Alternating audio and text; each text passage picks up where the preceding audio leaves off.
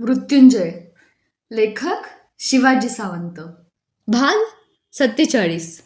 आम्ही नगरात प्रवेश केला. सगळं नगर आपल्या प्रिय राजकुमारीच्या स्वयंवरानिमित्त नगरजनांनी मोठ्या कौशल्यानं सुशोभित केलं होतं. जागजागी हिरव्या वेशी, गुढ्या, तोरणं उभी केली होती. नगरातील सर्व प्रशस्त चौक विविध रंगांच्या अरण्य फुलांच्या मालांनी सजविले होते. ठिकठिकाणी पाण्याची कृत्रिम कारंजी तयार केली होती. सर्व अंगणात ललनांनी केशर मिश्रित पाण्यानं सडे घालून त्यावर ढंगदार रांगोळ्या चितारल्या होत्या. नगारे, तुताऱ्या आणि मृदुंग यांनी वातावरणाचा कण अन कण फुलवून टाकला होता. आम्ही नगरात जेव्हा प्रवेश केला तेव्हा नगरजन आमच्या दर्शनासाठी मार्गाच्या दुहाती उभे राहिले होते. ते कुरूंच्या वैभवशाली आणि विक्रमी कुलाचा सहस्फूर्त जयघोष करीत होते. मात्र कोणत्याही नगरात मला कधी न दिसणारं एक आश्चर्यकारक दृश्य येथे दिसत होतं. अनेक निवासांच्या उंच सौधांवर नगरातील ललनांची ही दाटी उडाली होती. त्यातील काही तर आमच्या रथाकडे सरळ अंगुली निर्देश करीत होत्या. माझ्या रथात मी, दुःशासन आणि कर्ण असे तिघेच होतो. इतर सर्व रथ मागे होते. बऱ्याच कालानंतर माझ्या ध्यानात सर्व प्रकार आला. कर्णाच्या अप्रतिम सौंदर्याची दुंदुभी पांचालांच्या राज्यापर्यंत येऊन पोहोचली होती. कर्ण दुरून का होईना पण कसा काय दिसतो हे पाहण्यासाठी स्त्रिया आतुर होत्या. त्या बिचाऱ्याला मात्र यातलं काहीच माहीत नव्हतं.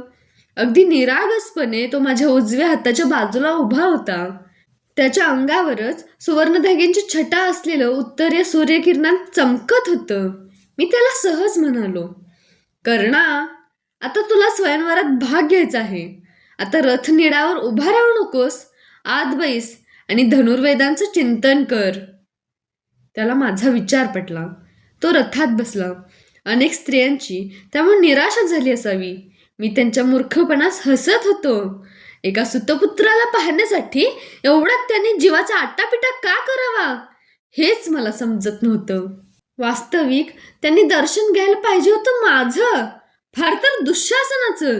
कारण मी मनात आणलं असतं तर आमच्या रथाच्या सारथ्याला, सत्यसेनाला त्याच्या जागेवरून उठवून त्या ठिकाणी कर्णाला बसवलं असतं. कितीही झालं तरी सारथ्य कर्म हाच त्याचा अंगभूत व्यवसाय होता. सूर्यदेवाला घेऊनच पांचालांच्या शोभिवंत राजवाड्याजवळ आम्ही आलो. स्वयंवराचा भव्य मंडप दृष्टीपथात आला. त्या मंडपाच्या अवतीभोवती जनसमुदाय नुसता खच्चून भरला होता.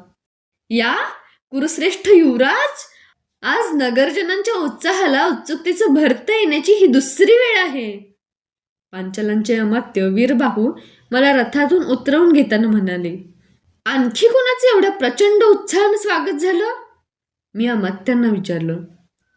मथुरेहून यादवश्रेष्ठ भगवान श्रीकृष्ण आजच आले आहेत. त्यांचं. श्रीकृष्ण? श्रीकृष्ण स्वयंवरात भाग घेणार की काय अमात्य? मी जरा भयपूर्ण शंकेनंच विचारलो. ते मी कसं सांगू, पण भाग घेणार नाहीतच असं नाही. आणखी कोण कोण आलंय स्वयंवरासाठी? महाराज भोज, सौबल, सहदेव, शल्य, शिशुपाल, विराट, सुकेतू, चित्रायुध, जरासंध, चेकितान, भगदत्त आलेत.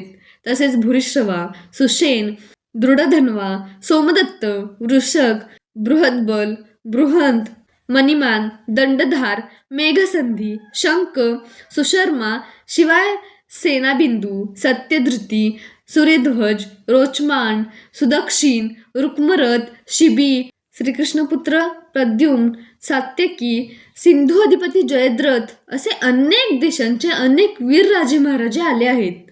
आम्ही प्रतीक्षा करीत होतो ते एकट्या हस्तिनापुराधिपतीची. त्यांनी मला हाताला धरून मंडपाच्या एका कडेनं राजवाड्यात नेलं. स्वयंवर अपराह्न कालानंतर एक घटकेनं मांडलं जाणार होतं. तोपर्यंत मी, कर्ण, अश्वत्थामा, शकुनी मामा सर्वजण भोजन करून विश्रांती घेणार होतो. आमचा प्रवास 1 शतक योजनांचा झाला होता. अंगावरची राजवस्त्र धुळीनं माखून गेली होती. घोडी थकली होती. स्वयंवराबद्दल मी निर्धास्त होतो, कारण आलेल्या असंख्य राजांपैकी कोणीही निष्णात असा धनुर्धर नव्हता. ते योद्धे होते, पण द्रुपदांचा कठीण पण कोणीच पूर्ण करू शकणार नव्हतं. केवळ एकटा कर्णच परत एकदा सर्वांच्या नेत्राचं पारणं फेडणार होता आणि अशी पणात जिंकलेली श्यामल द्रौपदी तो माझ्या चरणांवर मित्रप्रेमानं अर्पण करणार होता. कारण त्याला मी आजपर्यंत प्रकर्षानं पटवून दिलं होतं की जीवन ही एक अनिवार्य अशी तडजोड आहे.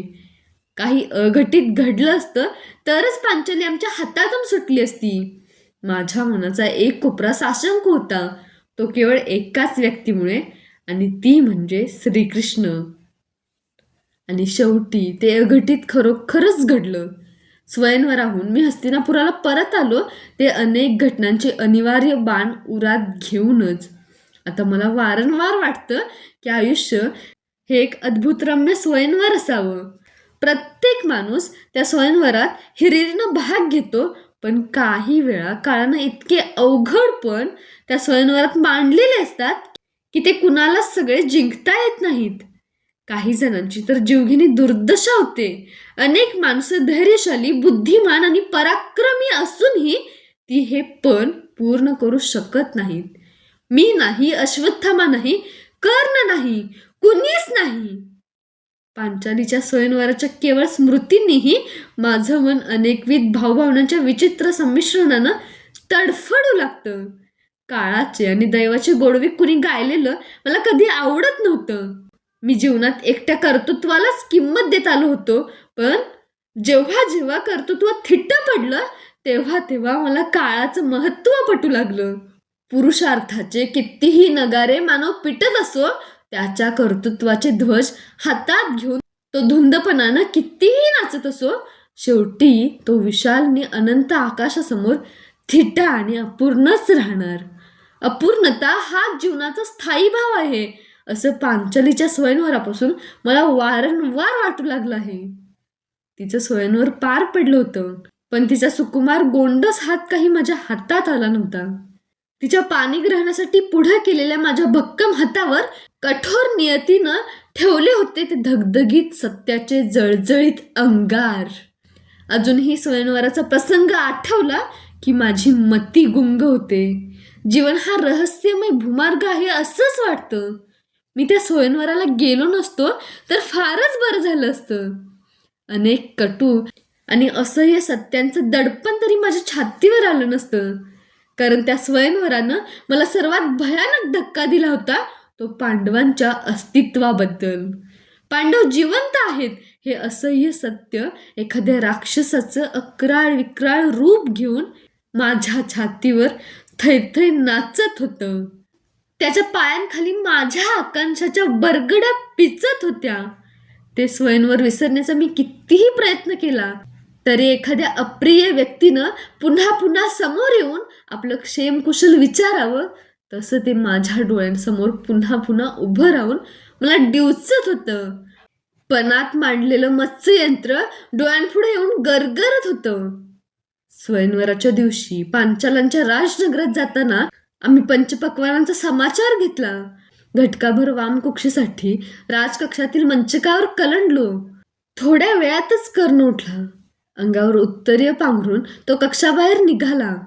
मी अर्धवट निद्रेत होतो तरीही मी त्याला विचारलंच, कर्णा, स्वयंवराची घटका जवळ येत आहे, कुठं निघालास या अवेळी?